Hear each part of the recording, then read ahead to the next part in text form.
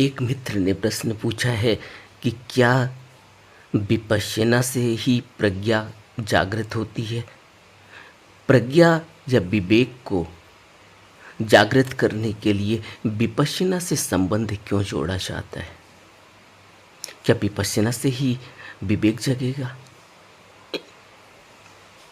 जब विपश्यना कहा जा रहा है, विपश्यना का अर्थ है ध्यान। ध्यान से विवेक की जागृति होती है। अब प्रश्न उठता है कि ध्यान से विवेक की जागृति कैसे होती है? विवेक तो हम सब लेकर ही आए हैं, लेकिन जागृति ध्यान से ही होगी। विवेक जगेगा ध्यान से। यह बात स्पष्ट नहीं होती, इसलिए क्योंकि ध्यान का हमारा कोई अनुभव नहीं है। ध्यान के बारे में हम कुछ जानते नहीं हैं। जब जीवन के एक पड़ाव में आकर हम बहुत बुरी तरह से उलझ जाते हैं, अपने को बहुत फंसा फंसा सा महसूस करते हैं, घुटन सी महसूस होती है। जीवन में दुख, अंधकार, पीड़ा के सिवाय कुछ नज़र नहीं आता, तब याद आती है ध्यान की। साधारणतया तो यही होता है। कोई ऐसा है बिरला जो सब कुछ होने के बावजूद, जीवन में सकारात्मकता होने के बावजूद, जीवन में संतोष और संयम होने के बावजूद,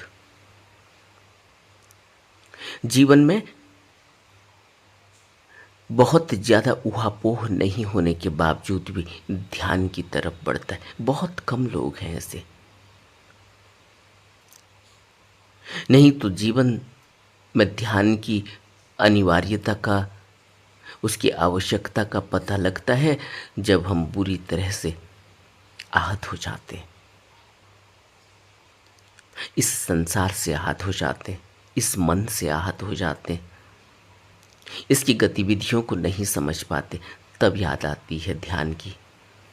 तब कोई कहता है कि ध्यान करो, तब याद आती है, तब पढ़ते हैं, इधर उधर टटोलते हैं, खोजते हैं, ढूंढते हैं, किताबों में पढ़ते हैं, किसी संत के, किसी गुरु के वचन सुनते हैं, तो तब उत्तर मिलता है ध्यान। तब ध्यान की तलाश कि अब ध्यान करें कैसे।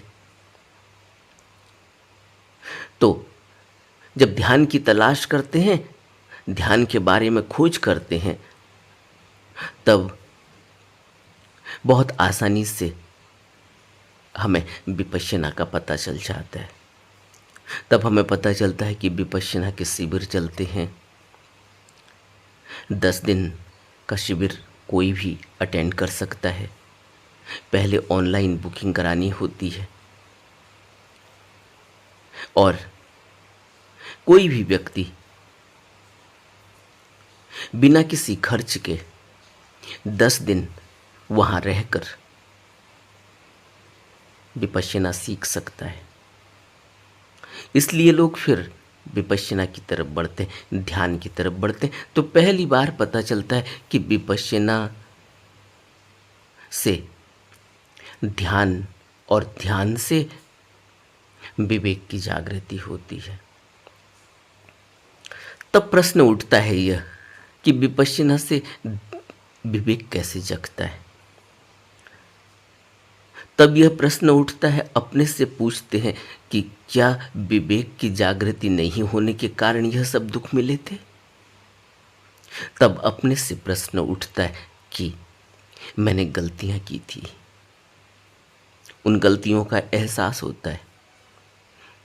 फिर एक डाउट होता है कि यह तो सभी करते हैं, ऐसी गलतियां तो हम गलती भी कैसे कहें, क्योंकि सभी लोग तो जीवन ऐसे ही जी रहे हैं।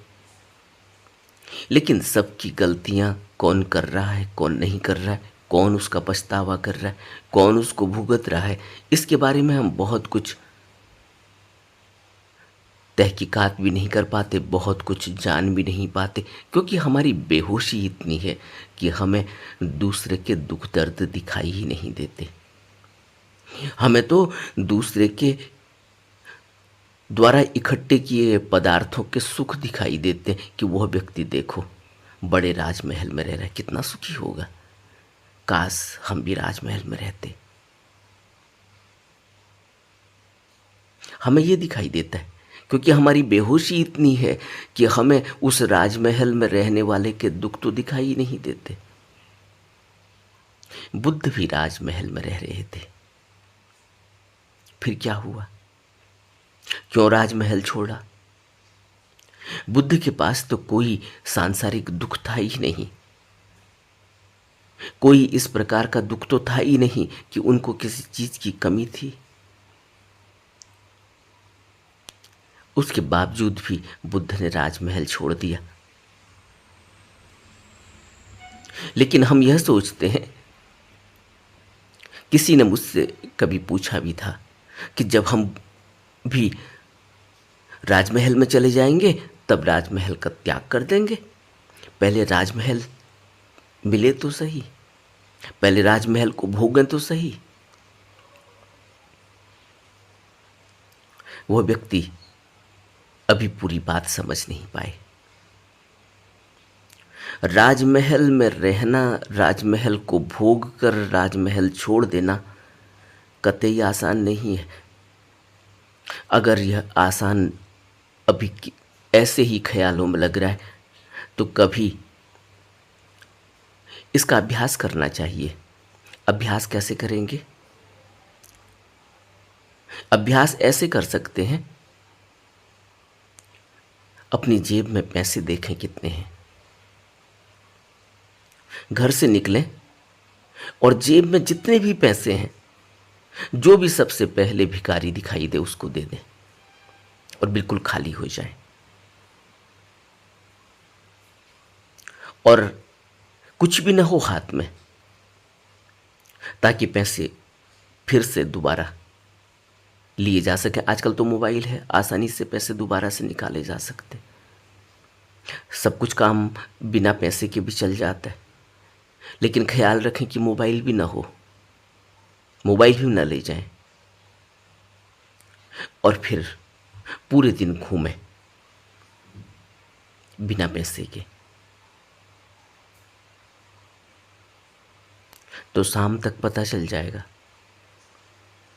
पूरे दिन घूमकर शाम को पता चल जाएगा कि राजमहल छोड़ना कितना आसान है और कितना मुश्किल। क्योंकि जो पैसे दिए हैं किसी भिखारी को, 1 रुपये हो या 10,000 रुपये हो या 1 लाख रुपये हो, वह कितनी बार याद आएंगे, कितनी बार विचारों में आएंगे, इस पर भी नजर बनाए रखनी चाहिए।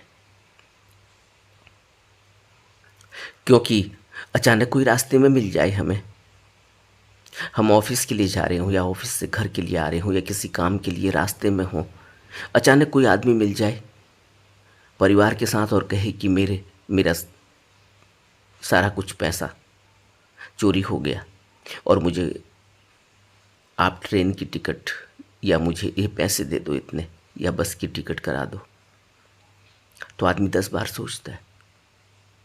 और अगर कराता भी है, पैसा देता भी है, तो फिर भी बार बार ख्याल आता होगा कि कहीं मुझे लूट तो नहीं लिया, मुझे धोखा तो नहीं दे दिया, मुझसे झूठ तो नहीं बोल दिया।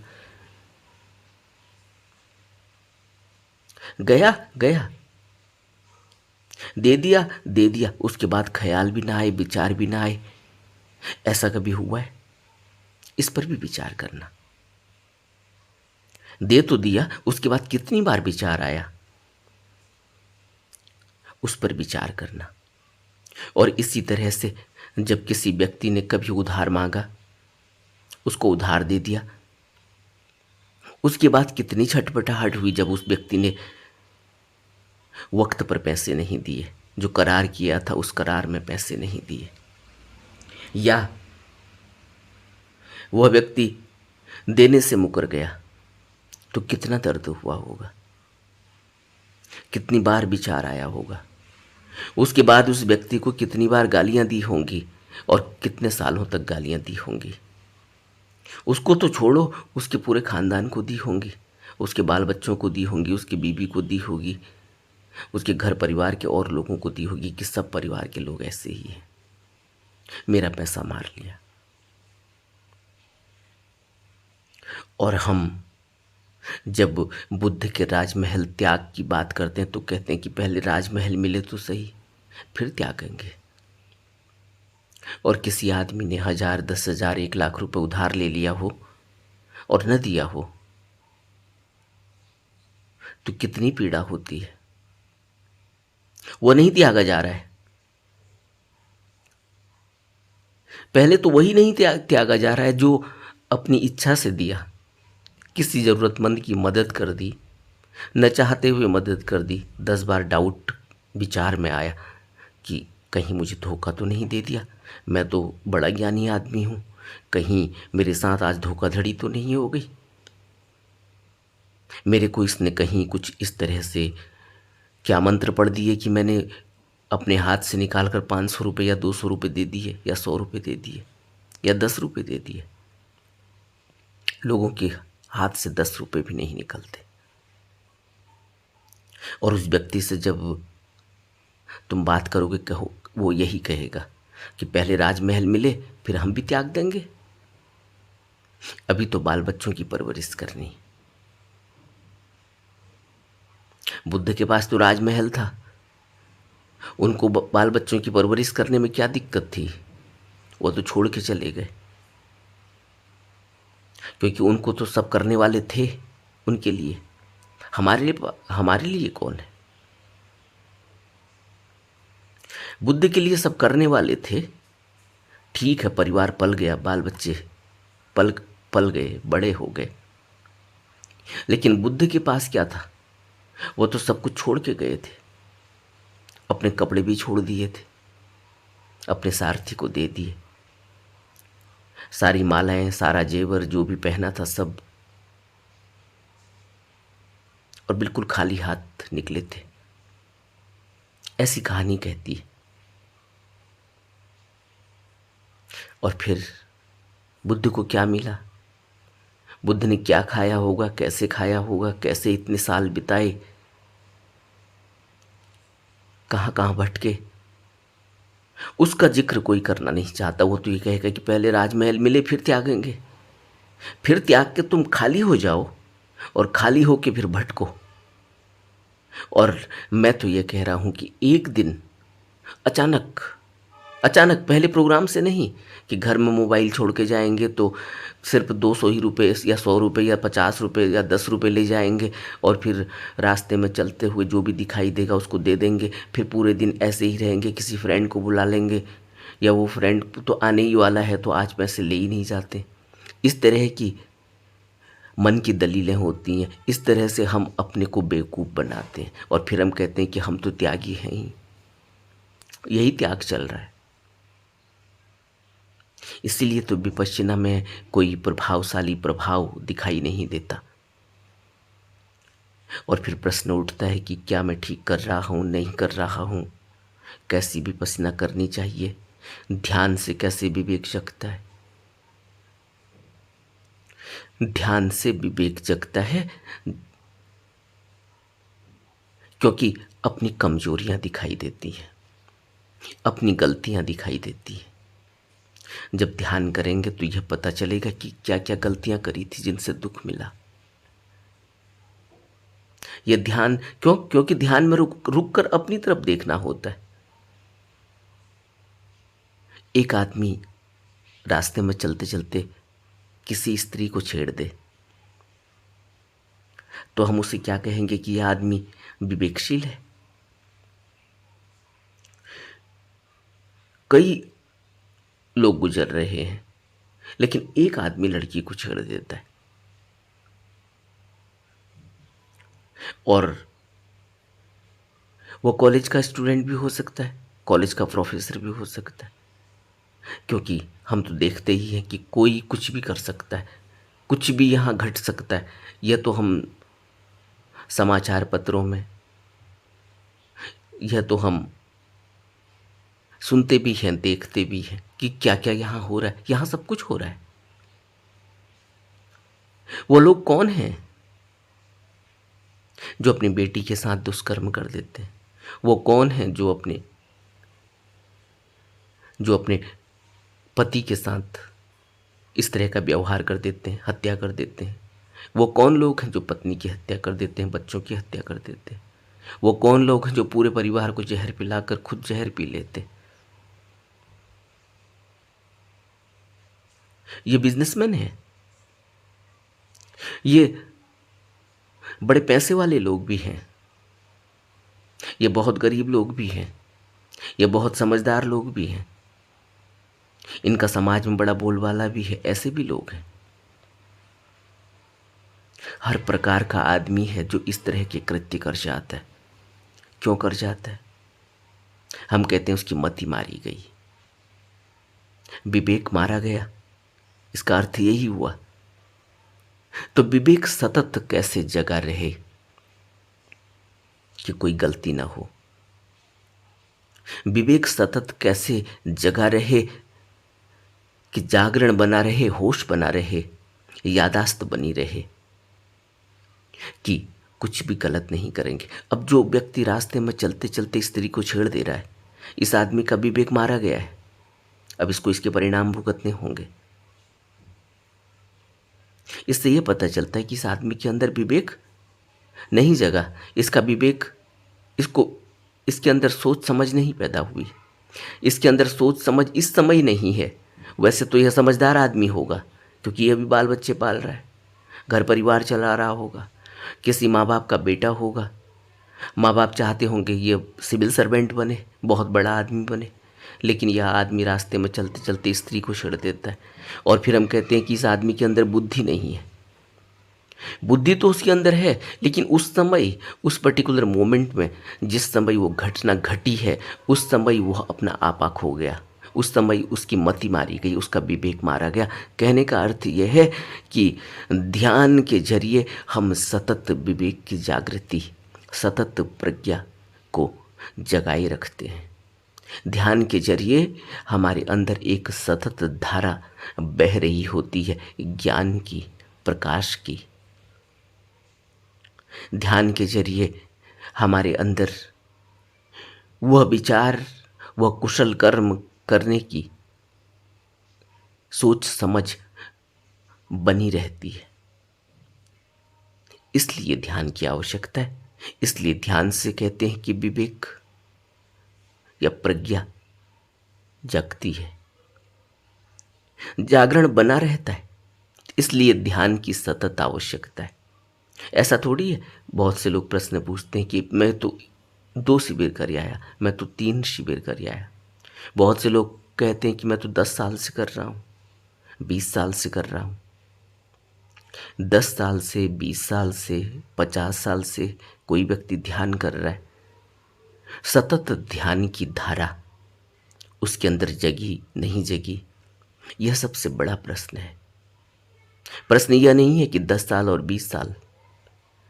अभी एक मित्र ने अपने बारे में बताया कि उसने सिर्फ 3 महीने आनापानसती किया है और 3 महीने में उसके अंदर इतनी शांति घटित हुई।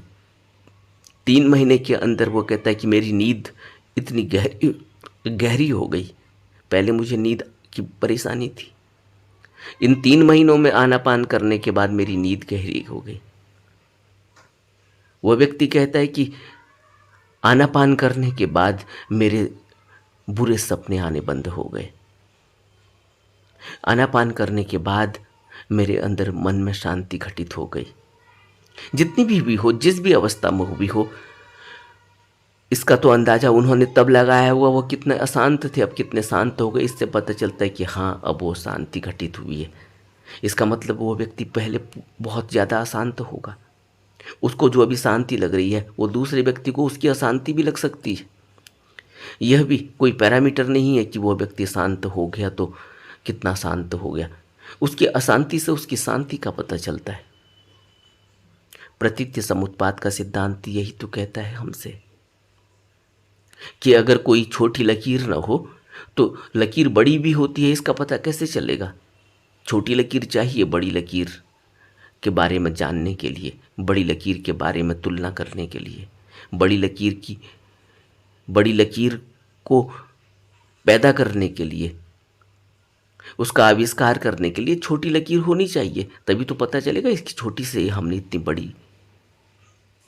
बड़ी लकीर बना दी। यह प्रतीत्य समुत्पाद का सिद्धांत बड़ा जटिल है, बुद्ध कहते हैं। इसको समझना इतना आसान नहीं। और अगर यह कहा जा रहा है कि ध्यान से विवेक जगता है, तो तब यह पता चलता है कि प्रतीत्य समुत्पाद के सिद्धांत की वजह से हमें कितना दुख मिल रहा है, क्योंकि हम समझ ही नहीं पा रहे। अभी तो हम यह समझ रहे हैं कि बच्चे हमने पैदा किए, अभी तो हम यह समझ रहे हैं कि हम जो चाहे वह करेंगे, ये जीवन हमारा है। अभी तो हम यह समझ रहे हैं कि हम जो कुछ चाहे वो कर सकते हैं। साधारणतः कहा भी यही जाता है, जो कुछ चाहे वो कर सकते हैं। कर तो सकते हैं, लेकिन परिणाम भी तो भुगतने होंगे। जो कुछ चाहे कर सकते हैं, उसके लिए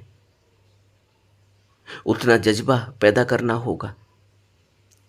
जो कुछ चाहे कर सकते हैं, उसके जो परिणाम आएंगे उनको भुगतने के लिए तैयार भी रहना होगा। वो अच्छे भी होंगे, वो बुरे भी होंगे। जो कुछ चाहे कर सकते हैं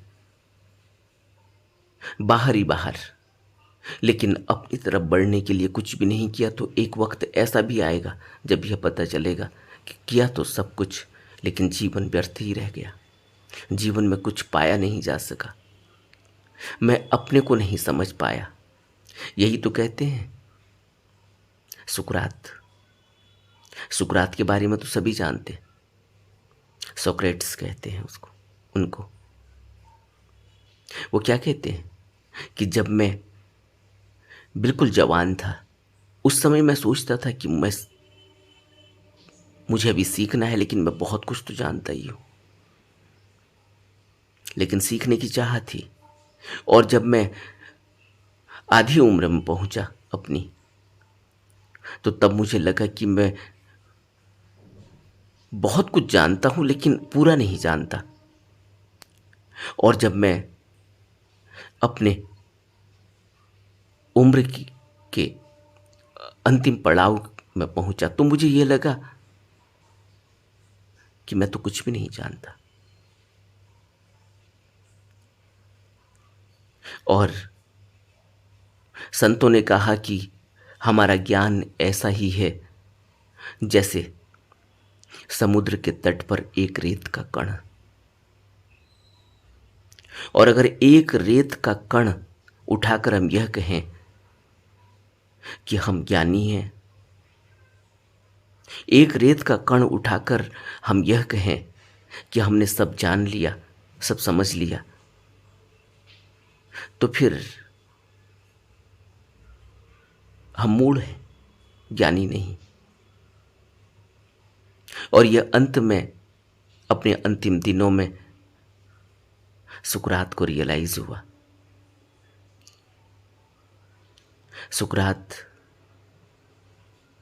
एक संत की पदवी में है,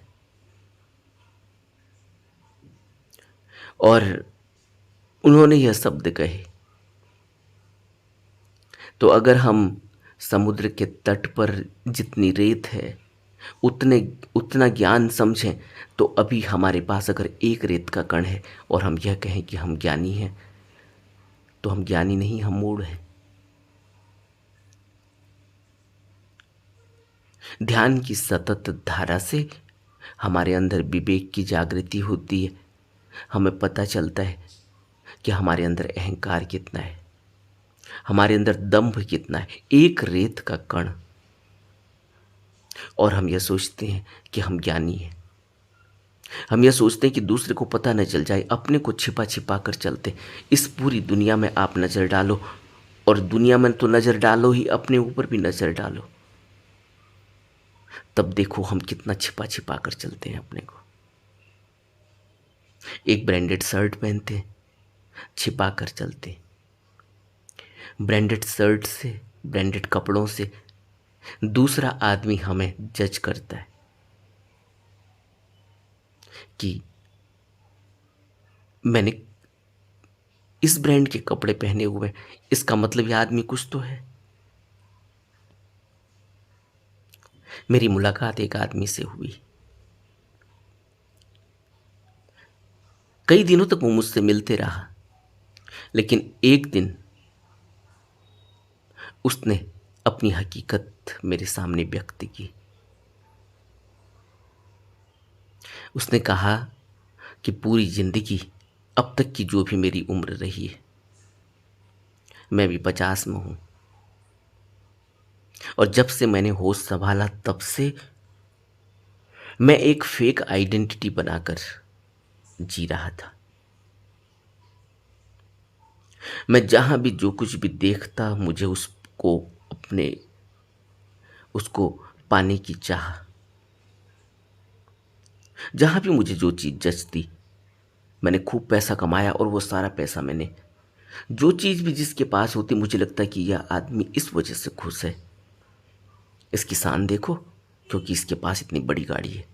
मैंने वो भी किया। इसके पास इतना बड़ा घर है, इसलिए खुश होगा, इसलिए इसका रौब देखो। मैंने वह भी किया और एक फेक आइडेंटिटी बनाई। लोग मुझे देखते, उनको लगता कि मैं कोई बड़ा आदमी हूं। मैंने इस तरह के कपड़े पहनने शुरू किए,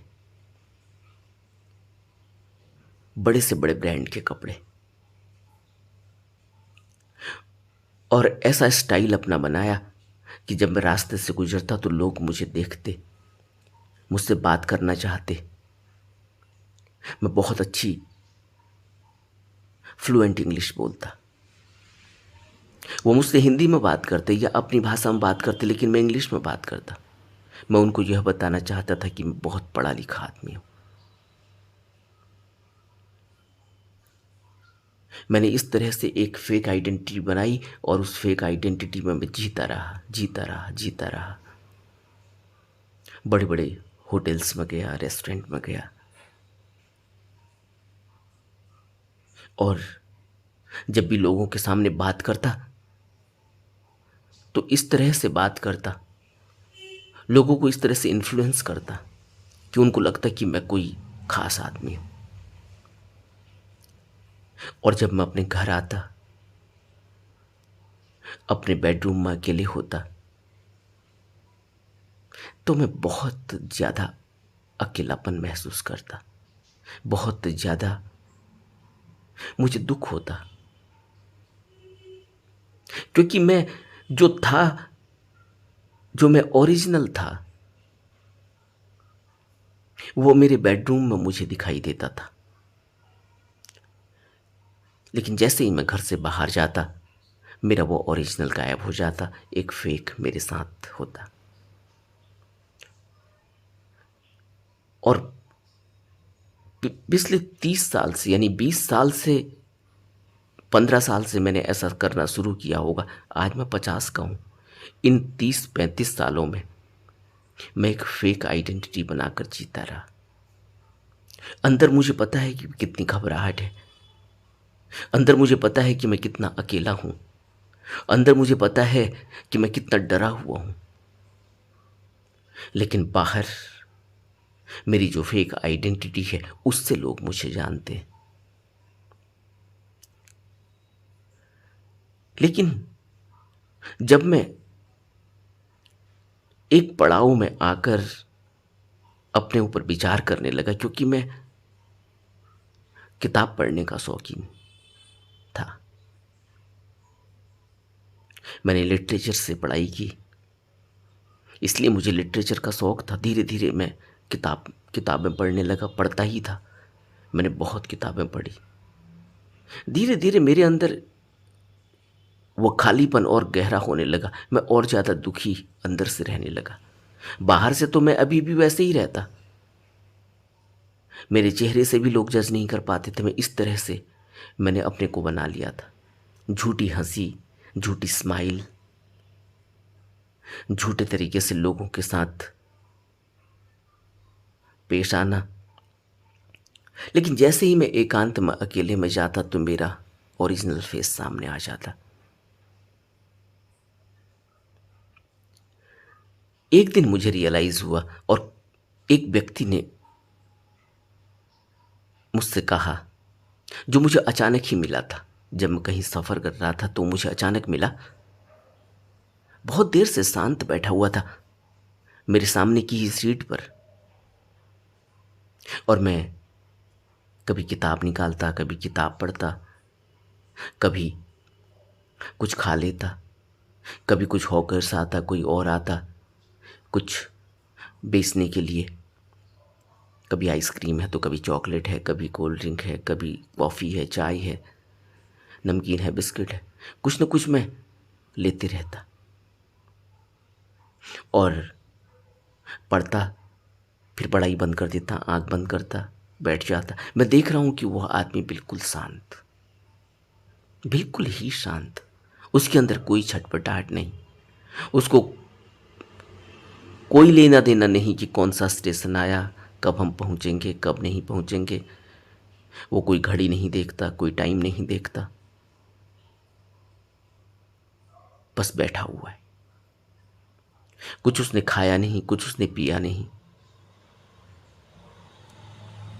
अब मैं इन सब बातों को नोटिस कर रहा था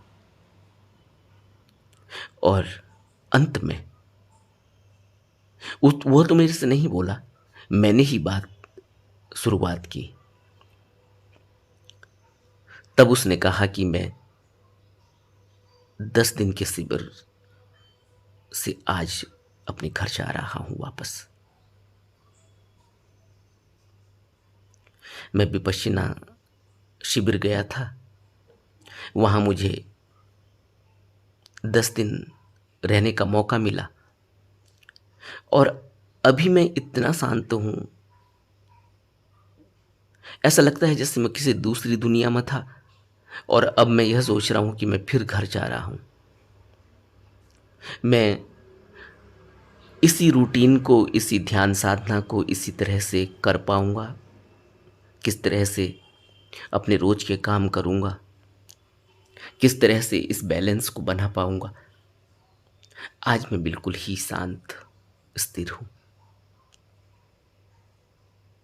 यह विपस्यना की वजह से हुआ है, क्योंकि मैं अभी रास्ते में ही हूं, अभी घर नहीं पहुंचा। तब उस आदमी ने मुझे बताया कि उसने पहली बार विपश्यना के बारे में, शिविर के बारे में, किस तरह से वहाँ क्या होता है, वह सब उससे पूछा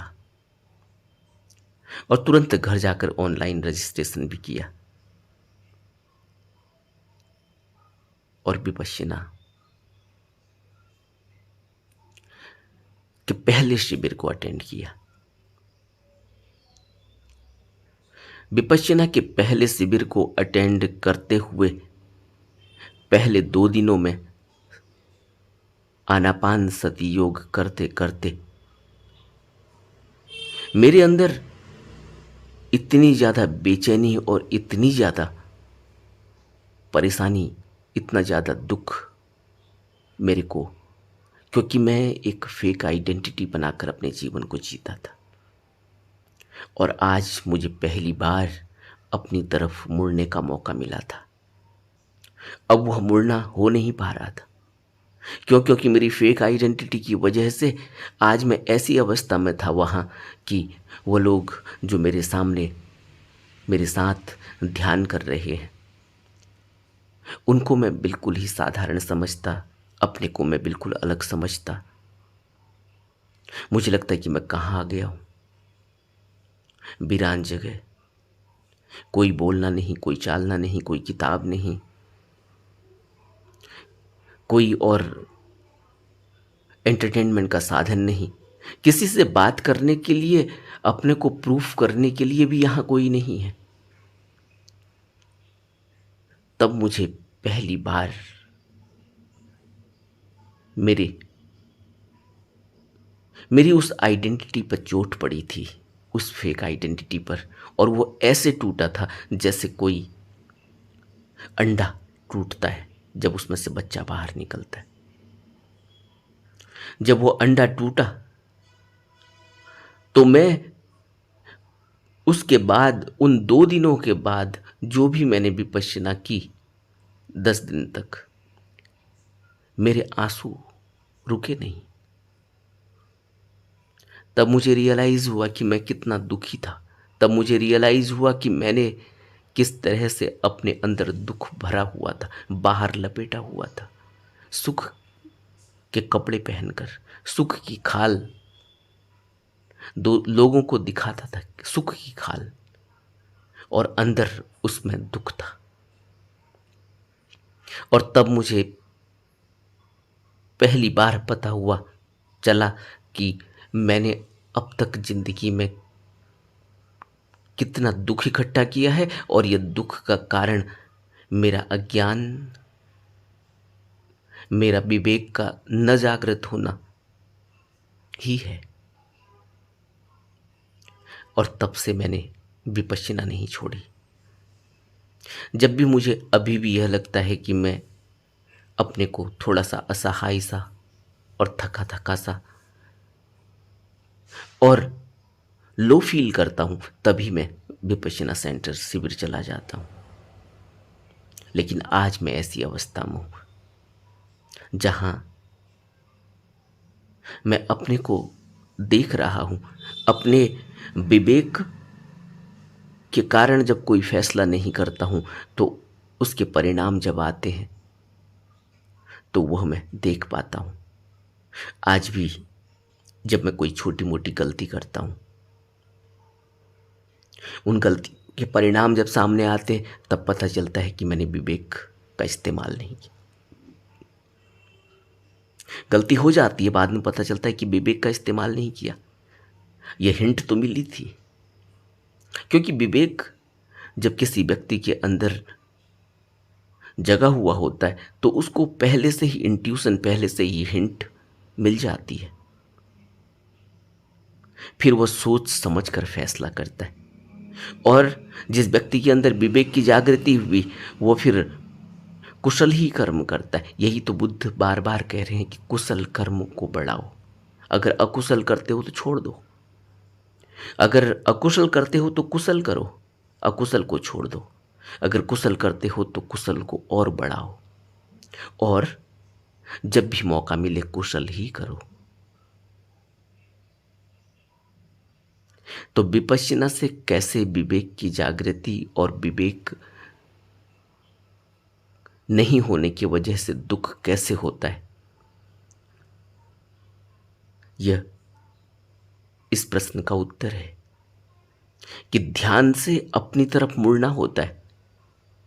ध्यान से अपनी अब तक की गई गलतियों का पता चलता है। ध्यान से यह पता चलता है कि अगर थोड़ा सा विवेक का इस्तेमाल किया होता तो वह जो छोटी मोटी गलती करके बहुत बड़ा दुख इकट्ठा किया है वो नहीं होता। सोचो, एक आदमी को बात का बतंगड़ बनाकर उससे उलझ जाना, फिर मारपीट हो जाना, फिर उससे संबंध ऐसे हो जाना जो हृदय पर चुभे हुए हैं।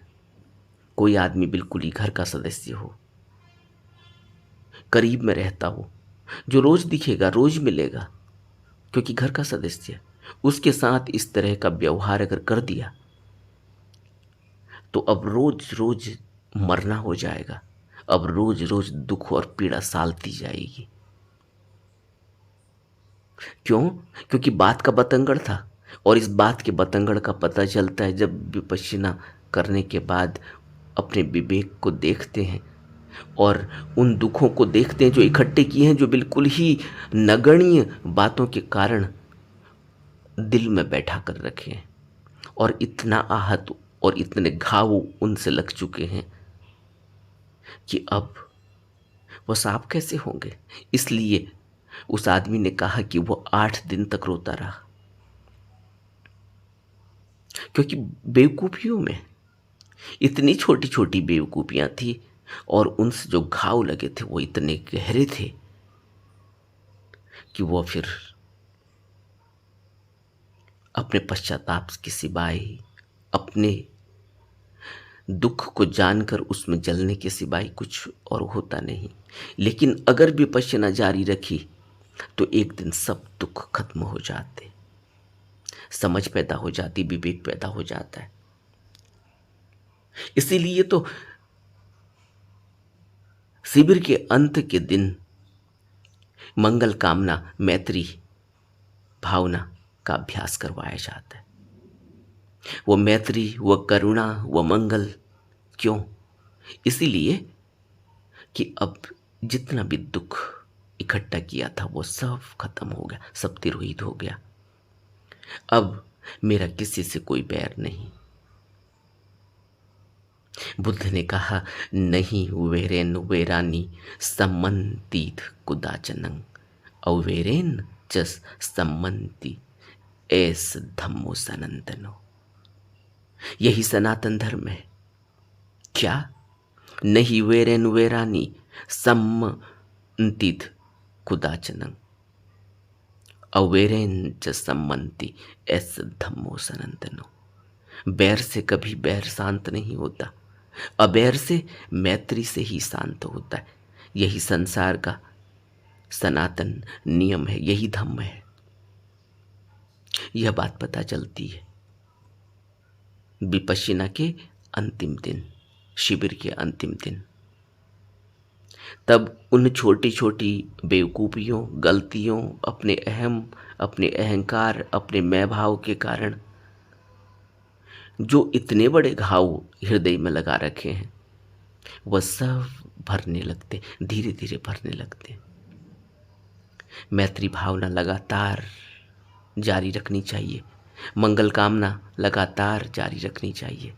और धीरे धीरे एक अवस्था आती है जब आदमी बिल्कुल ही शांत हो जाता है। उसका कोई बैरी नहीं होता, उसका कोई शत्रु नहीं होता, उसका किसी से कोई राग नहीं होता, उसका किसी से कोई द्वेष नहीं होता।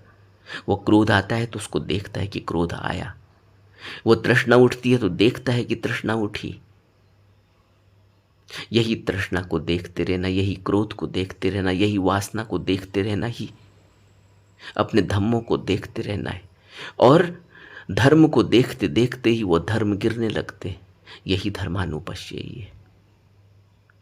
और यहीं से फिर एक वो अवस्था आती है जिसे भंग की अवस्था कहते हैं,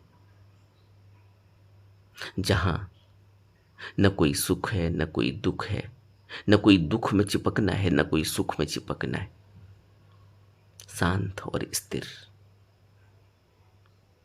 कमलवत। लेकिन यह ऐसा नहीं कि कोई ऐसी अवस्था है जहां वहां पहुंच गए तो वहां रुक गए, फिर ठहर गए, फिर स्थिर हो गए। जब तक जीवन है, जब तक शरीर है, इसमें उथल पुथल चलती ही रहेगी। जब तक जीवन है, जब तक शरीर है, इसमें व्याधि, रोग, कष्ट, दुख, पीड़ा, प्रशंसा, सुख, शांति, अशांति सब घटती रहेगी। इससे ऊपर उठ के जीवन जीना है। लेकिन यह जीवन जीना कोई ख्यालों में नहीं होता। यह जीवन जीने का अभ्यास करना होता है, निरंतर अभ्यास करना होता है। क्योंकि निरंतर अभ्यास करेंगे तभी विवेक दृढ़ होगा, तभी प्रज्ञा दृढ़ होगी, तभी सत्य की सतत धारा को हम महसूस कर पाएंगे। इसलिए निरंतर अभ्यास करते रहना चाहिए, बजाय इसके यह सोचने के कि अभी 2 शिविर कर लिए तब भी कुछ नहीं हुआ, 3 शिविर कर लिए तब भी कुछ नहीं हुआ, 10 साल से कर रहे हैं तब भी कुछ नहीं हुआ। कुछ नहीं हुआ। अपने देखो, अपने उन दिनों को जब विपश्यना नहीं करते थे, और जब देखो आज अपने उन दिनों को जब विपश्यना करते हैं। पता तो चल रहा है कि दुख है, पता तो चल रहा है कि हम बेवकूफ़ हैं, अपनी बेवकूफ़ियों के कारण फिर फंस गए। तो यह भी छोटी बात नहीं। जिसने स्वीकार कर लिया कि वह अपनी बेवकूफ़ी के कारण फिर गलती कर बैठा और फिर उसे दुख मिला है, उसके स्वीकार भाव से ही नफरत भाव खत्म हो जाता है, उसके स्वीकार भाव से ही बैर खत्म हो जाता है, द्वेष खत्म हो जाता है, क्रोध खत्म हो जाता है। तो क्या यह कुछ पाना नहीं? ऐसे ही धीरे धीरे एक अवस्था आएगी जब हम इससे ऊपर उठ जाएंगे। नमो बुद्धाय।